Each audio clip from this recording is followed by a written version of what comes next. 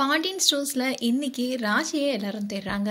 அப்போ ராஜி பஸ்ஸை விட்டு இறங்குறத கதிர் பார்த்து எங்க போனான்னு கேக்குறாரு. ராஜி திருச்சிக்கு கண்ணனை தேடி போன, அவன் கிட்ட இருந்து நகை பணத்தை வாங்க அவன் வீட்டுக்கு போன, அங்க இல்ல, அதான் திருச்சிக்கு போனேன்னு சொல்றாங்க. கதிர் அவனை பார்த்துட்டியா, உன்னை பார்த்ததும் நகையை உடனே கொடுத்துட்டானா, ஆனா பார்த்தா ஒன்னும் பேக்ல இருக்கிற மாதிரி இல்லையேன்னு சொல்றாரு. ராஜி அவன் அங்க இல்ல, அவன் துபாய் போயிட்டான், பெங்களூர் போயிட்டான்னு ஆளாளுக்கு ஒரு கதை சொல்றாங்கன்னு சொல்றாங்க. கதிர் நீயும் அங்க போக வேண்டிதானே, ஒன்னு அவனை நம்பி போறது இல்லைன்னா தேடி போறது, இதை விட்டா உனக்கு வேலையே இல்லையான்னு திட்டுறாரு. கதிர் என்னைக்கு உன் கழுத்துல தாலியை கட்டினனோ அன்னைக்கு என் வாழ்க்கை முடிஞ்சு போச்சு. ஆமா, உனக்கு மூளை இருக்கா, அதை யூஸ் பண்ணவே மாட்டியா?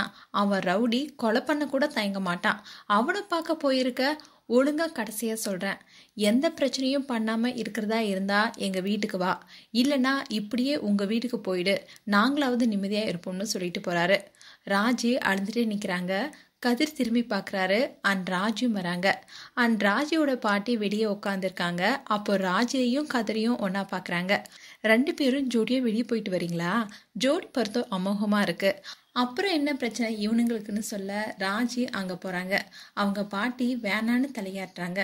அண்ட் வீட்டுக்கு ராஜி வராங்க. எல்லாரும் எங்கே போனேன்னு கேட்க, ஃப்ரெண்டு வீட்டுக்கு போனேன், என்கிட்ட ஃபோன் இல்லை, அதனால ஃபோன் பண்ண முடியல, ஃப்ரெண்டு கிட்ட வாங்கி பேசலான்னா யாருடைய நம்பரும் எனக்கு ஞாபகத்துக்கு வரலன்னு சொல்கிறாங்க. கதிருடைய மாமா இனிமே எங்கே போனாலும் சொல்லிட்டு தான் போகணும்னு சொல்கிறாரு. அண்ட் எல்லாரும் போகிறாங்க. கோமதி இப்படியா சொல்லாமல் ஃப்ரெண்டு வீட்டுக்கெலாம் போவேன்னு கேட்க, கதிர் ஃப்ரெண்டு வீட்டுக்கு போனதானே சொல்லிட்டு போகிறதுக்கு, மேடம் ஜாலியாக பஸ்ஸில் வந்து இறங்குறாங்கன்னு சொல்கிறாரு. ராஜி எனக்கு குற்ற உணர்ச்சியாக இருந்துச்சு, அதான் கண்ணுக்கிட்ட நகை வாங்கலான்னு போனேன்னு சொல்ல, கோமதி உன்னை நம்ப வச்சு ஏமாத்திருக்கான், அவனை தேடி போயிருக்கன்னு சொல்றாங்க. மீனா பணத்தை விடுங்க அத்தை, உன்னை அடிச்சு போட்டு ஏதாவது பண்ணிட்டா என்ன பண்ணுவேன்னு கேக்குறாங்க. ராஜி அதெல்லாம் நான் யோசிக்கவே இல்லை, என்னால கதிர் திட்டு வாங்குறது தாங்கிக்க முடியலன்னு சொல்ல, கோமதி நேத்து வந்த ஒன்னாலேயே முடியலன்னா பெத்தவ எனக்கு எப்படி இருக்கும், இப்போ எதுவும் பண்ண முடியாம நிலைமையில இருக்கும், ஒழுங்கா காலேஜுக்கு மட்டும் போயிட்டு வான்னு கோவமா சொல்லிட்டு போறாங்க. இதுதான் இன்ட்ரு எபிசோட வரப்போகுது.